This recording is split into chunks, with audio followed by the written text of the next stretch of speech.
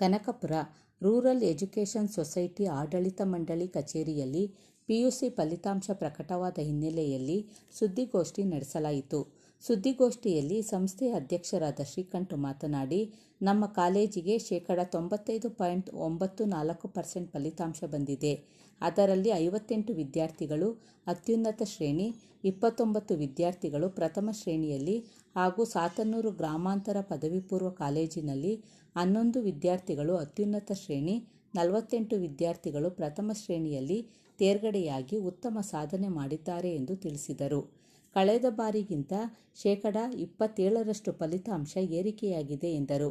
ಕಲಾ ವಿಭಾಗದಲ್ಲಿ ವಿಷ್ಣು ಪ್ರಸಾದ್ 98.5 ಅಂಕಗಳನ್ನು ಪಡೆದು ಜಿಲ್ಲೆಗೆ ಪ್ರಥಮ ಸ್ಥಾನ ಪಡೆದಿದ್ದಾರೆ.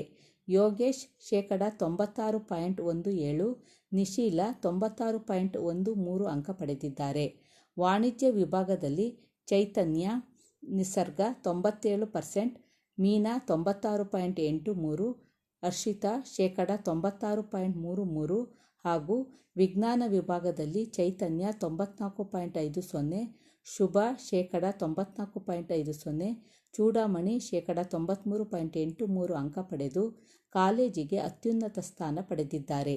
ಈ ಸಂದರ್ಭದಲ್ಲಿ ಹೆಚ್ಚು ಅಂಕ ಪಡೆದ ವಿದ್ಯಾರ್ಥಿಗಳನ್ನು ಆಡಳಿತ ಮಂಡಳಿ ವತಿಯಿಂದ ಸನ್ಮಾನಿಸಲಾಯಿತು.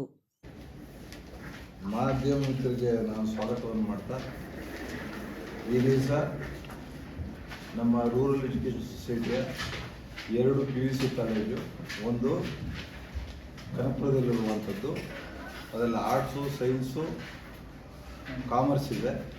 ಹಾಗೆಯೇ ಸಾತ್ನೂರಲ್ಲಿ ಕಾಮರ್ಸು, ಆರ್ಟ್ಸ್ ಇದೆ. ಸೊ ಎಲ್ಲರಿಗೂ ತಿಳಿದಿರುವಂಗೆ ಇವತ್ತು ನೆನ್ನೆ ರಿಸಲ್ಟ್ ಅನೌನ್ಸ್ ಆಗಿದೆ. ಸೊ ಅದನ್ನು ಮಾಧ್ಯಮ ಮಿತ್ರರ ಜೊತೆ ಸಾರ್ವಜನಿಕರಿಗೆ, ಪೋಷಕರಿಗೆ ಹಂಚಿಕೊಳ್ಬೇಕು ವಿಚಾರವನ್ನು ಅಂತ ಉದ್ದೇಶ ಇಟ್ಕೊಂಡು ಇವತ್ತು ನಾವು ಈ ಸುದ್ದಿಗೋಷ್ಠಿ ಕರೆದಿರೋದು.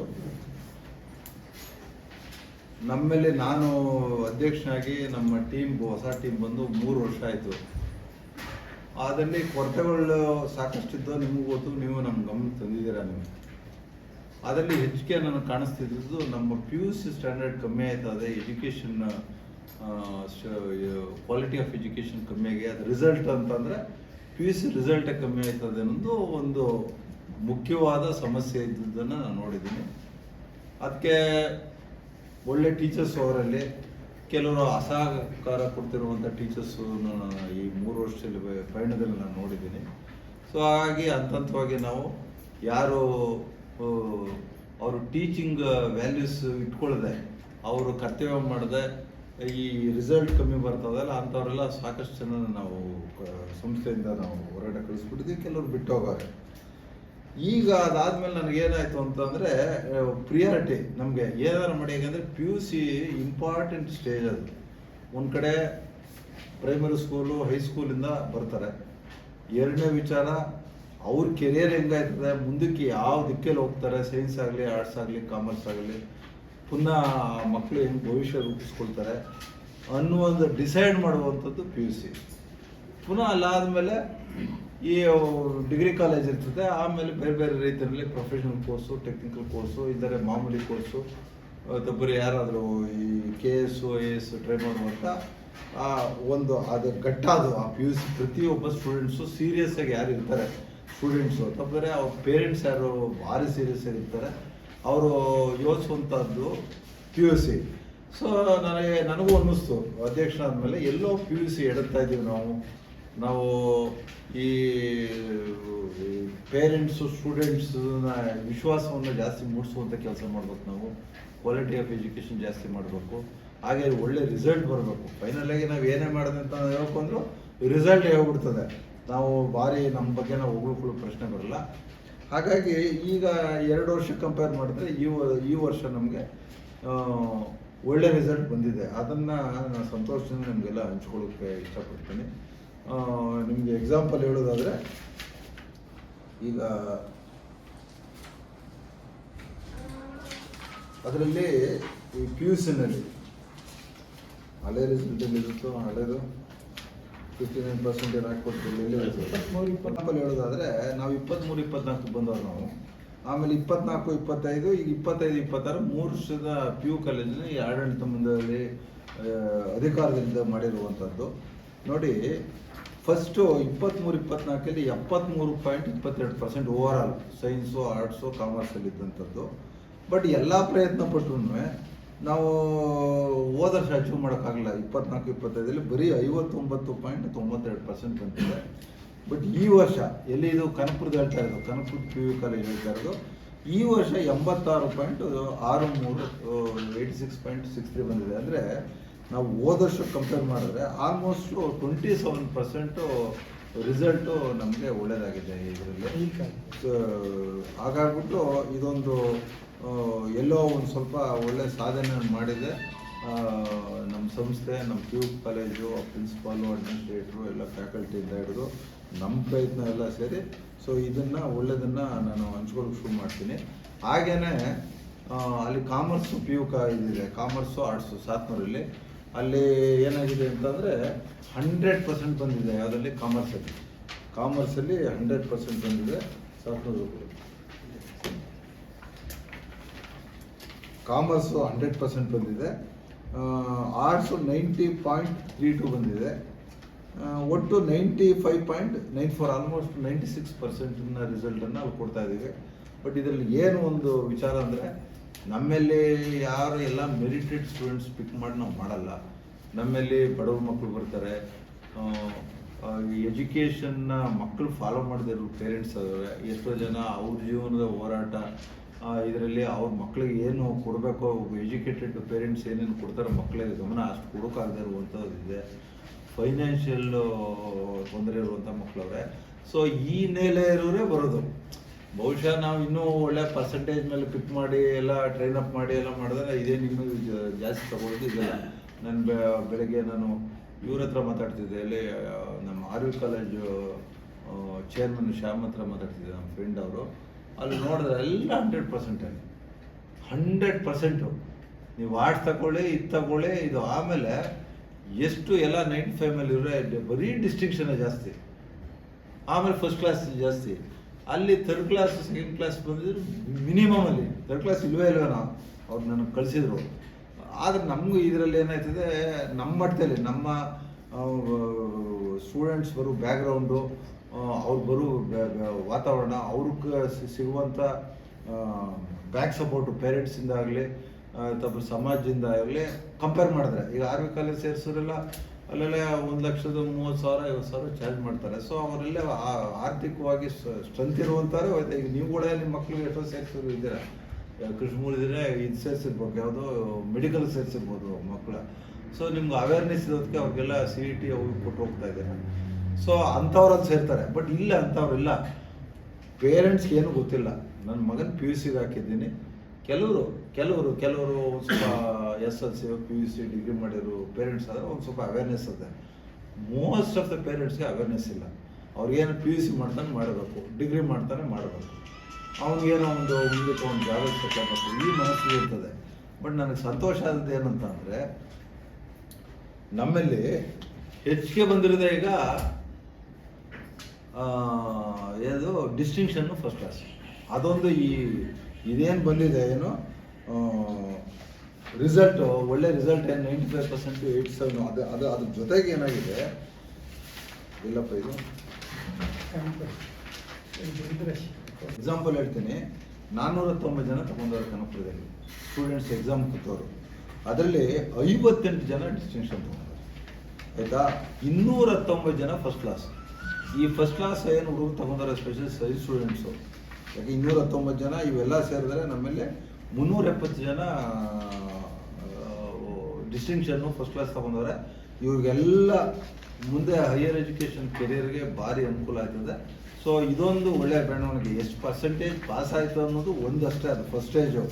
ನೆಕ್ಸ್ಟ್ ಎಷ್ಟು ಜನ ನಾವು ಡಿಸ್ಟಿಂಕ್ಷನ್ ಪಾಸ್ ಮಾಡಿದೋ, ಎಷ್ಟು ಜನ ಫಸ್ಟ್ ಕ್ಲಾಸಲ್ಲಿ ಪಾಸ್ ಮಾಡೋದು ಅನ್ನೋದು ಇಂಪಾರ್ಟೆಂಟು ನೋಡಿ. ಹಂಗೆ 2nd ಕ್ಲಾಸ್ 65 ಜನ, 3rd ಕ್ಲಾಸ್ ಬರೀ 21. ಅಂದರೆ ಮಿನಿಮಮ್. ಇದ್ರಲ್ಲಿ ಏನಾಗ್ತದೆ, ಕೆಲವರು ಕ್ಲಾಸ್ ಬರೋಲ್ಲ, ಒಂದು ಸ್ವಲ್ಪ ಪೋಲಿಂಗ್ ಇರ್ತಾರೆ ಹುಡುಗರು, ರಾಂಗ್ ಸೈಡ್ ಇರ್ತಾರೆ, ಈ ಇದರಿಂದ ಹೋಗಲ್ಲ, ಸ್ಟಡೀಸಿಂದ ಹೋಗಿದ್ರು ಒಂದು ವರ್ಗ ಇರ್ತದೆ. ಸೊ 23 ಜನ ತಗೊಂಡ್ರೆ ಅವ್ರು ಅಷ್ಟೇ. ಹಾಗಾಗ್ಬಿಟ್ಟು ಒಟ್ಟಾರೆ ಏನು ಹೇಳ್ತದೆ ನಿಮಗೆ ಅಂದರೆ, ನೀವು 490 ಜನದಲ್ಲಿ ನಿಮ್ಮ 370 ಜನ ನಿಮಗೆ ಡಿಸ್ಟಿಂಕ್ಷನ್ ಫಸ್ಟ್ ಕ್ಲಾಸ್ ಕೊಟ್ಟವ್ರಂತೆ. ಇದೊಂದು ದೊಡ್ಡ ಅಚೀವ್ಮೆಂಟ್ ಅಂತ ಕೇಳಿದ್ದೀನಿ.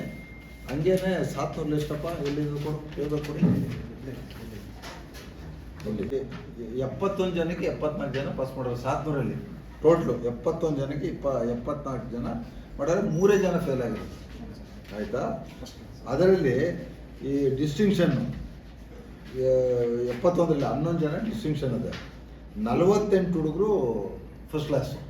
ಅಂದರೆ ಆಲ್ಮೋಸ್ಟ್ ನಿಮಗೆ 59, 71ರಲ್ಲೇ ಹೋಗಿದೆ. 8 ಮಕ್ಕಳು ಸೆಕೆಂಡ್ ಕ್ಲಾಸ್ ತೊಗೊಂಡ್ರೆ, ಬರೀ 4 ಹುಡುಗರು ಥರ್ಡ್ ಕ್ಲಾಸ್ ತೊಗೊಂಡವ್ರೆ. ಸೊ ಇದೇನೆಲ್ಲ ತೋರಿಸ್ತಾ ಇದೆ ಅಂತಂದರೆ, ರಿಸಲ್ಟ್ ಜೊತೆ ನಮ್ಗೆ ಆದ್ಯತೆ ಇದೆ. ಮಕ್ಕಳನ್ನ ಡಿಸ್ಟಿಂಕ್ಷನ್ನು ಫಸ್ಟ್ ಕ್ಲಾಸಲ್ಲಿ ಪಾಸ್ ಮಾಡಿಸಿದ್ರೆ ಮಾತ್ರ ಅವ್ರಿಗೆ ಮುಂದಿನ ಭವಿಷ್ಯ ಜಾಸ್ತಿ ಇರುತ್ತೆ ಅಂತ. ಈಗ ಬಹುಶಃ ಮುಂದೆ ವರ್ಷ ಇದೇ ಎಲ್ಲ ಅಲ್ಟಿಮೇಟ್ ಏನೋ ಸಾಧನೆ ಅಂತ ನಾನು ಒಪ್ಕೊಳ್ಳಲ್ಲ. ಬಟ್ ಒಳ್ಳೆ ದಿಕ್ಕಿನಲ್ಲಿ ಬಂದಿದೆ. 2 ವರ್ಷದ ಕಂಪೇರ್ ಮಾಡಿದ್ರೆ ಒಳ್ಳೆ ದಿಕ್ಕಿನಲ್ಲಿ ಸಾಗಿದೆ. ಬಹುಶಃ ನಾನು ಮುಂದೆ ವರ್ಷ ಏನಾಗುತ್ತೆ, ಈಗ ಬೇಸು ತಂದಿದ್ದೀವಿ. ನಿಮ್ಗೆ ಗೊತ್ತಿರಬೇಕು ಬೇಸ್ ಅಂತಂದರೆ, ಬೇಸ್ ಇದು ಬೇಸ್ ಟ್ಯೂಷನ್ ಇನ್ಸ್ಟಿಟ್ಯೂಷನ್ ಅದು. ಬೇಸ್ ಇನ್ಸ್ಟಿಟ್ಯೂಷನ್ ಬೆಂಗಳೂರಲ್ಲಿ ಭಾರಿ ದೊಡ್ಡ ಸಂಸ್ಥೆ, ನಮಗೆಲ್ಲ ಗೊತ್ತಿರುತ್ತೆ. 10,000 ಜನ ಮಕ್ಕಳಿಗೆ ಬೇಸಲ್ಲಿ ಓದ್ತಾ ಇರೋದು ಮಕ್ಕಳುಗಳು. ಅವರು ಗ್ರಾಮಾಂತರ ಪ್ರದೇಶಕ್ಕೆ ಅಲ್ಲೂ ಬಂದಿಲ್ಲ. ಈಗ ಬೇಸ್ ಸಂಸ್ಥೆ ನಮ್ಮ ಹತ್ರ MOU ಆಗಿದೆ. ಬೇಸ್ ಸಂಸ್ಥೆಗೆ ಭಾರಿ ಕೇಳ್ಕೊಂಡು ತಂದಿರೋದು ಅದೇ. ಇಲ್ಲೇ ಓಲ್ಡ್ ಸ್ಟೂಡೆಂಟ್ ಒಬ್ಬರು ಅಲ್ಲಿ ಒಳ್ಳೆ ಪೊಸಿಷನಲ್ಲಿ ಅವರೇ, ಆ ಪ್ರಕಾಶ್ ಅಂತ ನಮ್ಮ ಎಗ್ರಿಮೆಂಟ್ ಹುಡುಗ. ಆ ಹುಡುಗನ ಕೇಳ್ಕೊಂಡು ನಾನು ಒಂದು ಸೇವೆ ಮಾಡಬೇಕು, ಈ ಸಂಸ್ಥೆಯಿಂದ ನಾನು ಈ ಮಟ್ಟಕ್ಕೆ ಬೆಳೆದೀನಿ ಅಂತ ಅವರು ಆ CEO ಒಪ್ಪಿಸಿ ಅವ್ರನ್ನೆಲ್ಲ ಕರ್ಕೊಂಡ್ಬಂದು ನಮ್ಮ MOU ಆಗಿದೆ. ಬಹುಶಃ ನಿಮಗೆಲ್ಲ ಗೊತ್ತು ಬೇಸ್ ಯಾವ ಲೆವೆಲ್ಗೆ ಸ್ಟ್ಯಾಂಡರ್ಡ್ ಇರ್ತದೆ ಅಂತ. ಸೊ ಅದು ಬರೀ 75,000. ನೀವು ಹೊರಗಡೆ 1,30,000. ಅಲ್ಲಿ RV ಕಾಲೇಜ್ ಅವ್ರು ಮಾಡೋರು ಅಂತ ಇದರಲ್ಲಿ ಹರವಳ್ಳಿ, ಅಲ್ಲಿ 1,80,000.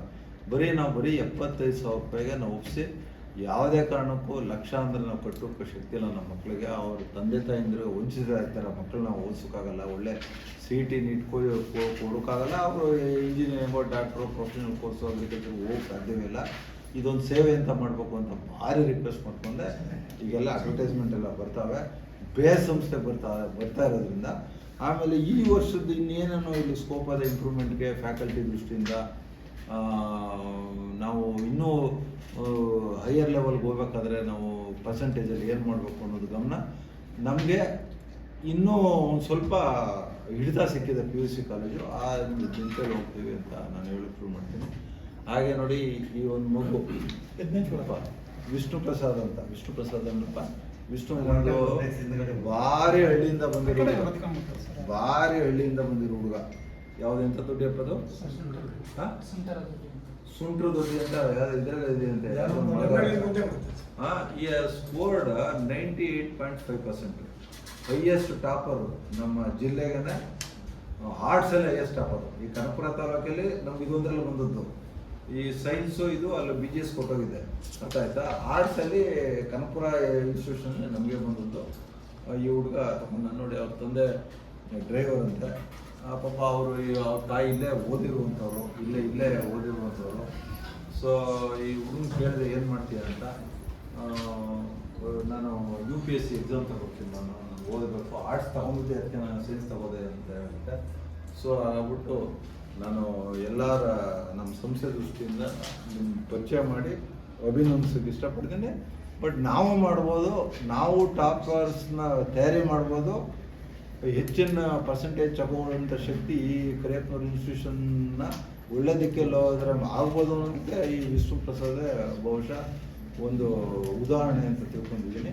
ಹಾಗೆ ನಮ್ಮ ಹೆಣ್ಮಕ್ಳೆಲ್ಲ ಬಂದವರು, ಅವರು ಎಲ್ಲ ನಿಂತ್ಕೊಳ್ಳಿ, ಎಲ್ಲ ಅವರೆಲ್ಲ ಡಿಸ್ಟಿಂಕ್ಷನ್ ತಗೊಂಡಿರುವಂಥ ಹೆಣ್ಮಕ್ಳುಗಳು, ಕಾಲೇಜ್ ಟಾಪರ್ಸ್. ಯೋಗೀಶ್ ಯಾರು ಬರ್ತಾ ನೋಡಿ, ಅವನು ಇವ್ರು 98.5 ಆರ್ಟ್ಸಲ್ಲಿ, 96.17 ಯೋಗೀಶು.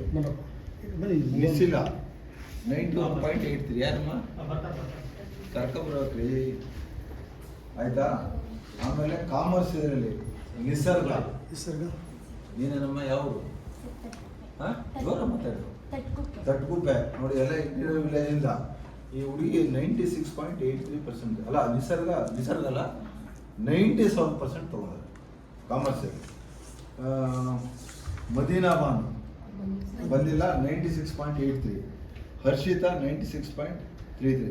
ಅಂದರೆ ಇವರೆಲ್ಲ ಎಬೋ 95% ಇರುವಂಥ ಮಕ್ಕಳುಗಳು ಟಾಪ್ ಆಗಿ. ಹಾಗೇನೆ ಸೈನ್ಸಲ್ಲಿ ಚೈತನ್ಯ 94.50 ತೊಗೊಂಡವ್ರೆ, ಶುಭ 94.50 ಸೇಮ್ ಇದು. ಇನ್ನೊಂದು ಚೂಡಮಣಿ ಇನ್ನೊಂದು ಮಗು 93.83% ತೊಗೊಂಡಿದೆ. ಅಂದರೆ ಇವರೆಲ್ಲ ನಮ್ಮದ್ರಲ್ಲಿ ಟಾಪರ್ಸು. ಬಹುಶಃ ಇದೇನು ಸ್ಪೆಷಲಿ ಸೈನ್ಸ್ ನೋಡ್ತಾ ಇದ್ದೀರಲ್ಲ, ಇವ್ರಿಗೆ ಬೇಸನ್ನು ನಾವು ಟ್ಯೂಷನ್ ಕೊಟ್ಟು ಟ್ರೈನ್ ಅಪ್ ಮಾಡಿದ್ರೆ ಇವ್ರು ಇನ್ನೂ ಒಂದು 3-4% ಜಾಸ್ತಿ ತೊಗೊಳ್ತಾರೆ, ಅಷ್ಟು ಪೊಟೆನ್ಷಿಯಲ್ ಇರುವಂಥದ್ದು. ಸೊ ಅದನ್ನ ಮುಂದುವರ್ಷ ನಾವು ನೋಡ್ತೀವಿ ಅಂತೇಳಿ ಅವ್ರಿಗೂ ನಾನು ಸಂಸ್ಥೆ ಪರವಾಗಿ ಅಭಿನಂದನೆ ಸಲ್ಲಿಸಿ, ಅವ್ರಿಗೆ ಏನಾದರೂ ಈ ಯಾರು ಟಾಪರ್ಸ್ ಅವರೇ ಈ ಸಂಸ್ಥೆಯಿಂದ ಆಡಳಿತ ಮಂಡಳಿಯಿಂದ ಏನು ಸಹಕಾರ ಬೇಕೋ ಆ ಮಕ್ಕಳು ಎತ್ತರಕ್ಕೆ ಇಲ್ಲೇ ಓದ್ತೀವಿ ಅಂದರೂ ಇಲ್ಲೇ ಇದೆ, ಇಲ್ಲೇ ಕಾಮರ್ಸ್ ಇಲ್ಲೇ ಓದ್ಬೋದು, MBA ಮಾಡ್ಬೋದು. ಇವತ್ತು MBAಗೂ ಜಾಬ್ ಆಪರ್ಚುನಿಟೀಸ್ ಇದೆ. ಏನು ಮಾಡಬೇಕು ಅಂದರೆ ನಾವೆಲ್ಲ ಇವ್ರಿಗೆ ಟಾಪರ್ಸ್ಗೆ ಇವ್ರಿಗೆಲ್ಲ ಈ ಫೀಸಲ್ಲಿ ಒಂದು ಸ್ವಲ್ಪ ಕನ್ಸೆಷನ್ ಕೊಟ್ಟು ಈ ಮಕ್ಕಳು ಭವಿಷ್ಯ ರೂಪಿಸೋಕ್ಕೆ ನಾವೆಲ್ಲ ಪ್ರಯತ್ನ ಪಡ್ತೀವಿ ಅಂತ ಹೇಳೋಕ್ಕೆ ಇಷ್ಟಪಡ್ತೀನಿ. ಥ್ಯಾಂಕ್ ಯು ಎಲ್ಲರಿಗೂ. ನನ್ನ ವಿಶಸ್ಸು ಕೂತ್ಕೊಳ್ಳಿ. ಏನೇ ಇಂಪ್ರೂವ್ಮೆಂಟ್ ಆದರೆ ಫೈನಲಾಗಿ ಕೌಂಟ್ ಆಗೋದೇ ಅಕಾಡೆಮಿಕ್ ಅಚೀವ್ಮೆಂಟ್ ಅಷ್ಟೇ. ಏನೇ ಹೇಳ್ಕೊಳ್ಳಿ, ಏನೇ ಮಾಡಲಿ, ನಾವು ಈ ಇನ್ಫ್ರಾಸ್ಟ್ರಕ್ಚರ್ ಡೆವಲಪ್ ಮಾಡಿರಲಿ, ಅನುಕೂಲತೆಗಳು ಡೆವಲಪ್ ಮಾಡಿದ್ದೀವಿ, ಕ್ಯಾಂಪಸ್ ಚೆನ್ನಾಗಿ ಮಾಡಿದ್ದೀವಿ. ಫೈನಲಾಗಿ ಅಕಾಡೆಮಿಕ್ ಪರ್ಫಾರ್ಮೆನ್ಸೇ ಹೇಳೋದು. ಬಹುಶಃ ನಮ್ಮ ಫ್ಯಾಕಲ್ಟಿ ಎಲ್ಲ ಯಾರು ಇಲ್ಲ ಮಾಡ್ತಾವ್ರೆ ಆ ನಿಟ್ಟಿನಲ್ಲಿ ಎಲ್ಲ ಕೆಲಸ ಮಾಡ್ತಾ ಇರೋದ್ರಿಂದ ಬಹುಶಃ ಅವರ ಸಹಕಾರ ಇದ್ದರೆ, ಯಾಕೆಂದರೆ ಎಲ್ಲ ಮ್ಯಾನೇಜ್ಮೆಂಟೇ ಅಚೀವ್ ಮಾಡೋಕ್ಕಾಗಲ್ಲ. ಅದಕ್ಕೆಲ್ಲ ಫ್ಯಾಕಲ್ಟಿಯವರು ನಮ್ಮ ಜೊತೆ ಸೇರಿದ್ರು ಮಾತ್ರ, ಇಬ್ಬರು ಕೈ ಜೋಡಿಸು ಮಾತ್ರ ಹೋಗ್ಬಾರ್ದು. ಬಹುಶಃ ಈಗೆಲ್ಲ ಕೈ ಜೋಡಿಸುವಂಥವ್ರೆ ನಮ್ಮ ಫ್ಯಾಕಲ್ಟಿ ಉಳ್ಕೊಂಡಿರೋದು. ಸೊ ಹಾಗಾಗಿ ಇನ್ನು ಮುಂದಿನ ದಿವಸಗಳಲ್ಲಿ ಇನ್ನೂ ಎತ್ತರಕ್ಕೆ ಹೋಗ್ತೀನಿ ಅಂತ. ಒಂದೇನಂದರೆ ಇಲ್ಲಿ SSL ಬರ್ತದೆ, ಅದರಲ್ಲಿ ಒಂದು ಸಮಸ್ಯೆ.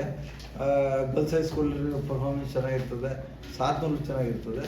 ಮಲ್ಟಿಪರ್ಪಸಲ್ಲಿ ಇದರಲ್ಲಿ ಸ್ಟ್ರಗಲಿಂಗ್, ಯಾಕೆಂದರೆ ಒಂದು ಸ್ವಲ್ಪ ಈ ಒಂಥರ ಆಬ್ಸೆಂಟಿ ಪೇರೆಂಟ್ಸ್ ಅಂತೀವಲ್ಲ, ಗಮನ ಕೊಡೋದಿರೋ ಪೇರೆಂಟ್ಸ್ಗಳು ಜಾಸ್ತಿ. ತಂದೇನೋ ಬಂದು ಬಿಟ್ಬಿಡ್ತಾರೆ, ಫಾಲೋ ಅಪ್ ಮಾಡಲ್ಲ, ನಾವು ಕರೆಸಿದ್ರು ಬರೋಲ್ಲ. ಸೊ ಆ ವಾತಾವರಣ ಅಲ್ಲಿದೆ. ಸೊ ಅದೊಂದು ಈಗ ನೋಡೋಣ, ಅಲ್ಲೂ ಏನೋ ಒಂದು ಒಳ್ಳೆಯ ರಿಸಲ್ಟು ಎಕ್ಸ್ಪೆಕ್ಟ್ ಮಾಡ್ತಾ ಇದ್ದೀನಿ ಈ ವರ್ಷ. ಅದು ಬಿಟ್ಟರೆ SSLC, ಗರ್ಲ್ಸ್ ಹೈಸ್ಕೂಲು ಇವೆಲ್ಲ ನಮ್ಮ ತಾಲೂಕಲ್ಲಿ ಸುಮಾರು ಹೈಸ್ಕೂಲ್ ಲೆಕ್ಕ ಹಾಕಿದ್ರೆ ನಾವು ಮುಂದೆನೇ ಇದ್ದೀವಿ. ಸೊ ಅದನ್ನು ಈಗ ಹತ್ತಿರದಲ್ಲಿ ರಿಸಲ್ಟ್ ಬರ್ತದೆ, ಆವಾಗಲೂ ಕೂಡ ನಿಮ್ಮ ಜೊತೆ ಒಂದು ಒಳ್ಳೆ ಸುದ್ದಿಯನ್ನು ಹಂಚ್ಕೊಳ್ಳೋ ಮತ್ತು ರಿಸಲ್ಟ್ ಬರ್ತದೆ ಅಂತ ತಿಳ್ಕೊಂಡು ನೀವು ಪದೇ ಹೇಳ್ತಾ ಇರ್ತೇನೆ ನಾನು. ಈ ಸಂಸ್ಥೆ ಬಗ್ಗೆ, ಒಳ್ಳೆಯದ ಬಗ್ಗೆ, ಈ ಸಂಸ್ಥೆ ಬೆಳವಣಿಗೆ ಬಗ್ಗೆ ನೀವೇ ಹಿಂದೆ ಏನೇನು ಕೊರತೆ ಇತ್ತು, ಮುಂದೆ ಏನೇನು ಮಾಡಬೇಕು ಅಂತ ನೀವೆಲ್ಲ ಓದಿರೋ ಎಷ್ಟೋ ಜನ ಇದ್ದೀರಾ. ಸೊ ನಿಮ್ಮದೇ ಇಮ್ಯಾಜಿನೇಷನಲ್ಲೂ ನಮ್ಗೆ ಮಾತಾಡ್ತಿದ್ರಿ, ಇದು ಮಾಡ್ಬೇಕು, ಅದು ಮಾಡ್ಬೇಕು, ಇದು ಮಾಡಬೇಕು ಅಂತ. ಆ ನಿಟ್ಟಿನಲ್ಲಿ ಹೋಗ್ತಾ ಇದ್ದೀವಿ ನಾವು. ಹಾಗಾಗಿ ನಿಮಗೂ ಕೂಡ ನಮ್ಮ ಸಂಸ್ಥೆಯಲ್ಲಿ ಬೇರೆ ಸಾಂಸ್ಕೃತಿಕ ಚಟುವಟಿಕೆ ಇರ್ಬೋದು, ಸ್ಪೋರ್ಟ್ಸ್ ಇರ್ಬೋದು, ತಪ್ಪರೆ ದೊಡ್ಡ ಸೆಮಿನಾರ್ಗಳು, ಇಂಟರ್ನ್ಯಾಷನಲ್ ಸೆಮಿನಾರ್ ಮಾಡೋದು, ಈ ಎಲ್ಲ ಆ್ಯಂಗಲಲ್ಲೂ ಈ ಸಂಸ್ಥೆ ಕೆಲಸ ಮಾಡಿ ಅದಕ್ಕೆ ಸರಿಯಾದ ಜನಗಳಿಗೆ ತಲುಪುವಂದು ಮಾಡ್ತಾ ಇರೋರು ನೀವು. ಹಾಗಾಗಿ ಈ ಸಂಸ್ಥೆ ಬಗ್ಗೆ ನೀವು ಸಹಕಾರ ಕೊಡ್ತಾ ಇರೋದಕ್ಕೆ ನಿಮಗೆಲ್ಲ ನಾನು ಅಧ್ಯಕ್ಷನಾಗಿ ಕೃತಜ್ಞತೆ ಸಲ್ಲಿಸೋಕ್ಕೆ ಇಷ್ಟಪಡ್ತೀನಿ.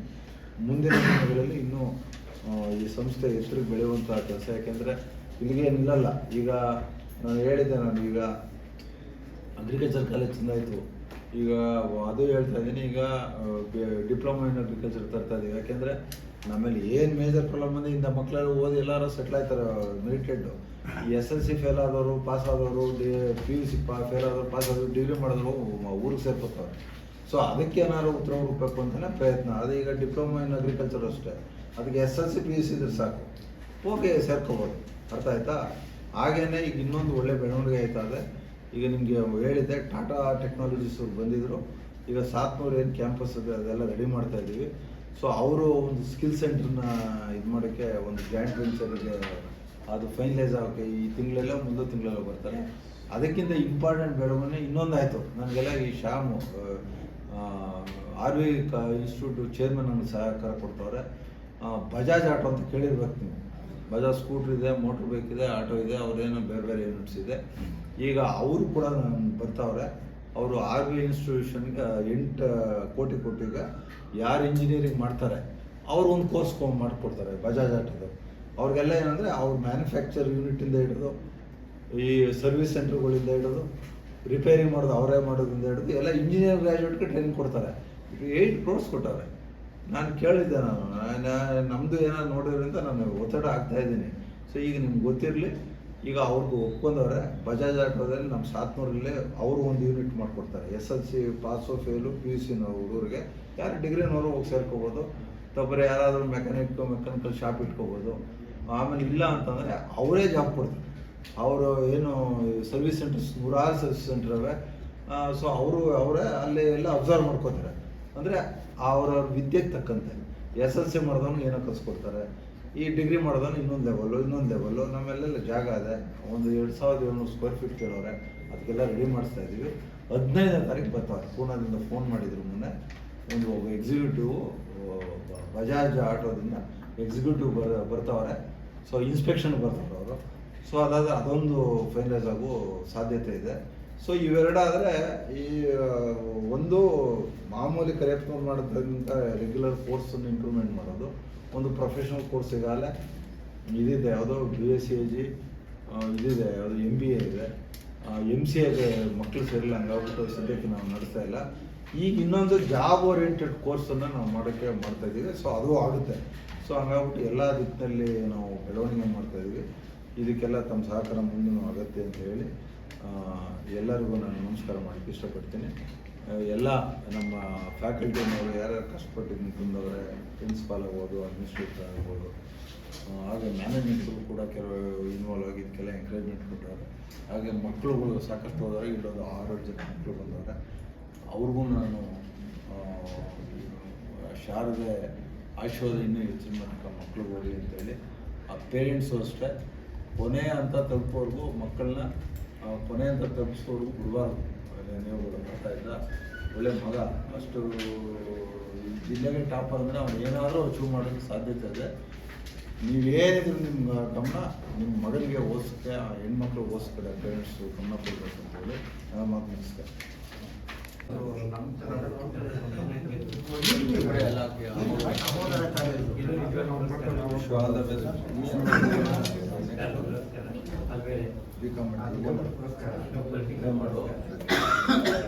ರಿಕ್ವೈರ್ಡ್ ಕೋರ್ಸಸ್ಗಳ ಕೋರ್ಸಸ್ ಮಾಡಿಸ್ತಾ ಇದ್ದೀನಿ. ಗೊತ್ತಿಲ್ಲ. ಆಮೇಲೆ ಇದ್ರ ಜೊತೆಗೆ ಇನ್ನೊಂದು ಏನಂದರೆ ಸೆಂಟರ್ ಆಫ್ ಎಕ್ಸಲೆನ್ಸ್ ಅಂತ ತೆಗಿತಾ ಇದ್ದೀವಿ. ಅದು MOU ಆಯ್ತದೆ. ಅಂದರೆ ಈ ಮಕ್ಕಳಿಗೆ ಮಾಮೂಲಿ ಡಿಗ್ರಿ ಜೊತೆಗೆ BCom ಅವ್ರಿಗೆ ಏನೇನು ಸೇರಬೇಕು, BSc ಅವ್ರಿಗೆ ಏನು ಮಾಡಬೇಕು ಅಂತ ಅಂದ್ಬಿಟ್ಟು ಸೆಂಟರ್ ಆಫ್ ಎಕ್ಸಲೆನ್ಸು ಈಗ ಅದು MOU ಆಯ್ತದೆ. ಬಹುಶಃ ಈ ಮಕ್ಕಳಿಗೆ ಇನ್ನೂ ಹೆಚ್ಚಿನ ರೀತಿಯಲ್ಲಿ ಏನು ಟ್ರೈನಿಂಗು, ಕೆಲವೆಲ್ಲ ಸರ್ಟಿಫಿಕೇಟ್ ರಿಲೇಟೆಡ್ ಇದು ಮಾಡಬೇಕು. ಆ ಸೆಂಟರ್ ಆಫ್ ಎಕ್ಸಲೆನ್ಸ್ ಮಾಡ್ತೀವಿ. ನಮ್ಮ ಇವೆಲ್ಲ ಸೇರ್ಕೊಳ್ಳಿ.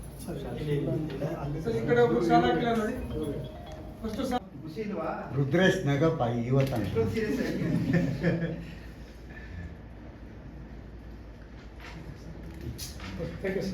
Thank you. So all the best sir. ಅವನದು ಡಿಸ್ಟಿಕ್ ನಂಬರ್ 1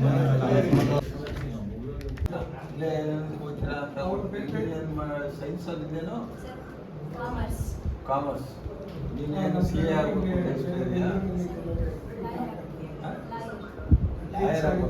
ಲಾಗ್ ಹೋಗ್ತೀಯ ಈಗ? PU ಆದ್ಮೇಲೆ ಮಾಡ್ಬೋದು. BCom ಇಲ್ಲೇ ಮಾಡು. ಈಗೆಲ್ಲ ಬೇರೆ ಬೇರೆ ಕೋರ್ಸನ್ನು ಆ್ಯಡ್ ಮಾಡಿಸ್ತಾ ಇರ್ತೀನಿ. BCom ಅವು ಕಾಮರ್ಸ್ ನಮ್ಮ ಎಲ್ಲ ಕಾಮರ್ಸ್ ಅದೆಲ್ಲ ಇಲ್ಲೇ ಸರ್.